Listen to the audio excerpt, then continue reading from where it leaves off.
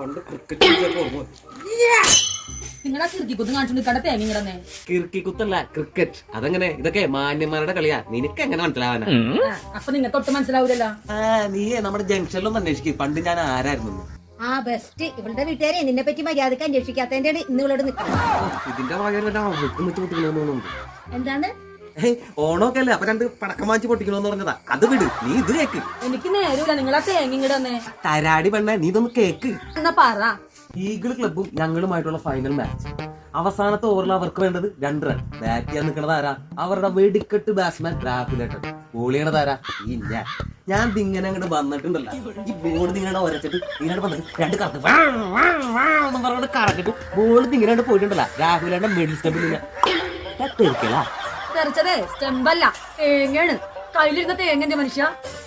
തേങ്ങ എന്ത്?